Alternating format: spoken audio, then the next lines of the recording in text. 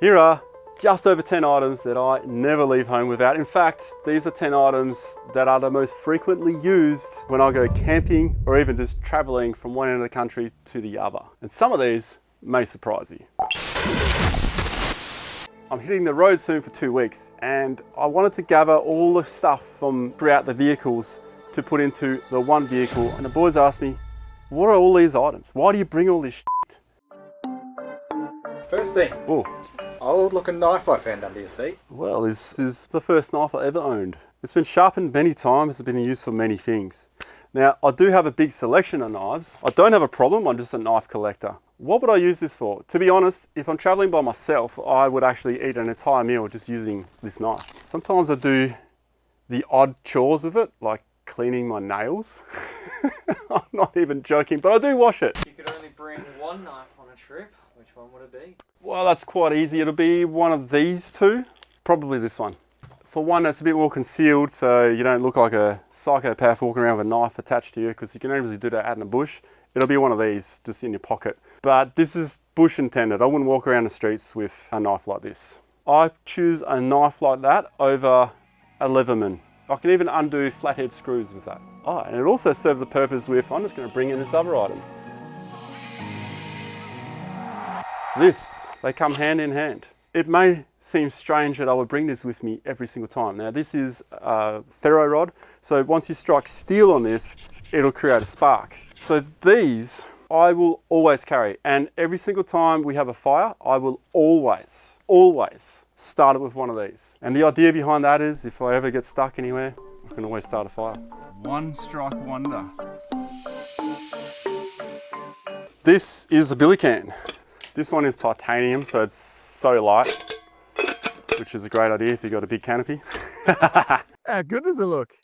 This I would use not just for boiling water for teas or even pasta or boiling this. Above all, it gets used to heat water so I can give myself a hot towel down. Now picture yourself on a Singapore airline and you're sitting there, you're a bit hot and sticky, and then the flight attendant comes down with a hot towel and you grab your hot towel and you wipe your face.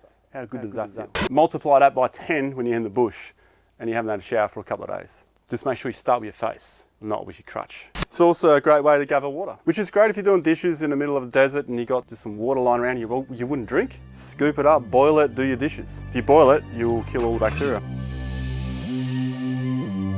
Is this your driving gloves, is it?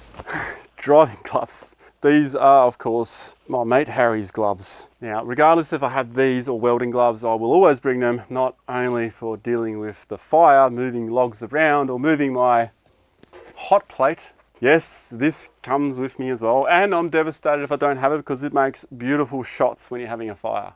Found it on the Gun Barrel Highway, great for cooking things on.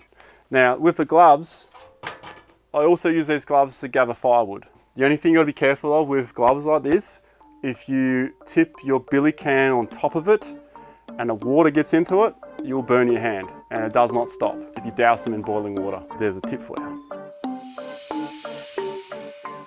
Well, going through my cars is always going to be at least an axe. I found another. Of course you found another. I gotta say, I found a couple as well. Oh, yeah, give me that one. This one. Yeah, now we're talking. I think you've got a problem, Ronny. I do. I can't pick which one to bring. Ronny's running around down there with an axe. I might actually bring two. I could get away with just bringing this one, but this is pretty handy when you just want to do a little bit of, what do you call it? Chopping wood? Yeah. Kindling, that's what I was after. Okay, this one here is really cool, but it's ornamental. This one, although it looks like a battle axe, probably is a battle axe actually, it's actually pretty handy if you've got to hack a lot of stuff, because one end goes blunt, you've got the other end to work with before you've got to sharpen it. This I've used for knocking in tent pegs. I've bashed in a rim with this, knocked wheel studs out with this. It gets used for heaps of stuff. Now, if you are going to use it as a hammer, I recommend you put the sheath on it. That's what I can say about axes, and that's what I always bring too. These are two things I never not see you with. Yes, so this will live in the glove box.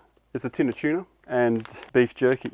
Now, these are two things you can leave in your car and forget about for a couple of weeks, maybe even some months, and they'll still be good. It's not like a survival hack, although it would be good for that. It's more of a, shit, I'm hungry, I'm miles away from the next servo, I really feel like a can of tuna. Hey mate, when you're doing that long drive on the road and then Tina Turner comes on the radio, straight away you think of tin of tuna.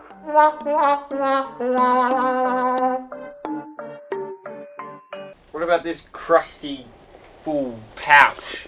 Oh yes, the crusty full pouch just got left in a wet box for a while. This always comes with me. We have not just duct tape, we've got cloth tape. Works very similar, easy to tear with your own hands. Cable ties, duct tape cable ties. If you can't fix it, then it's fine. Gloves and some wire. Now this is 1.4mm anodized wire. It's not like as thick as fencing wire, much easier to work with. I use this to make my own tripod over a campfire, fixing exhaust pipes, it's even making little pins to put into your tow ball assembly. You know, the pin that goes into the pin, that pin. Without that wire, there's many situations I would have had to have racked my brain to figure out something else. The Mir space station, I heard, was strapped up in this stuff.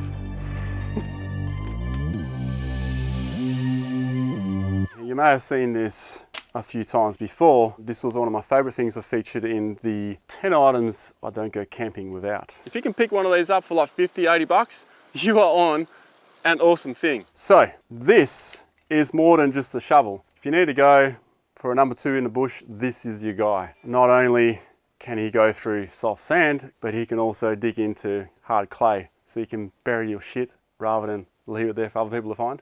You can also track build with this guy. To get these, you'd have to go on eBay, Gumtree and bid for them because it's the only way to get them. This is like a legit ex-Australian Army military one. And just make sure that you don't get the screw one. The screw ones, they seize up.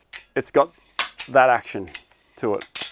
Some people swear by the long handle shovel, but this thing here, this guy, you can get right underneath your car. At the very end of the canning, I sadly left mine behind. I had for many years, and since then, a mate of mine bought 2 of these online and I bought them both off him. So now I've got 2. What about this that was sitting in the Grenadier and Prado? I totally didn't plant this because it doesn't fit in the Prado, nor does it fit in the Grenadier, but it fits in a 70 series. This is the armrest, and yes, I never travel without it. I even bring it in cars it doesn't fit in. Is this a plug, Ronny? No. But this is the 4-Wheeling Australia plug-in kit.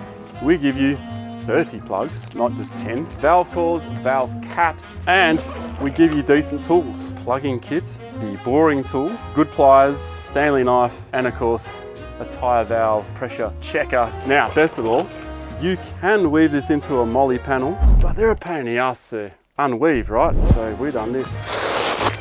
Simply Velcro it off and Velcro it back on. And I'm plugging a kit that is actually sold out at the moment, but it's coming soon. It's coming soon. Hopefully by the time this video is released. You can always still hit the link and get your name on the email and you'll notify you when they come. This iPhone from 2007. This is the old Garmin Overlander and you can no longer buy these. This always comes with me and gets used a lot, but I would go paper map over this. Paper map like this? Yeah, paper map like this. So I see a paper map like a campfire. Everyone gathers around it and everyone feels part of the conversation and everyone has their input. Even if I'm traveling solo, I can still pretend people are around me. And what about one of your most prized items? Yeah, well, this one we won't spend too much time on. That's just my bush hat. I hate wearing sunscreen, so that's where the hat comes in. Unless you're in the white sand, you still get burnt. But you don't get double burnt, at least with the hat. Wait, you need a second reason. Oh, what a catch. Second reason for a hat. Okay, well, let's say my shower tent fell apart. G'day, boys. Don't mind me. Turn around. That's all I got, man. What do you think is the most ridiculous thing on this table? Actually, Ryan, what do you think is the most ridiculous thing on this table? It's got to be the armrest because it doesn't even work in the car. Okay, all right. Yeah, I'll pay that one. Now, Alex, you can't choose the same thing. It's got to be the double-headed axe because I'd run out of puff long before I blunted one edge of that axe. You know what? It's funny that I do too. What do you think? What do you think is the most ridiculous thing? And you're not allowed to say armrest, you're not allowed to say a tin of tuna, okay? Leave those two things alone. But out of everything else, what is unnecessary? What do you carry? And if you do carry a tin of tuna, let me know down below.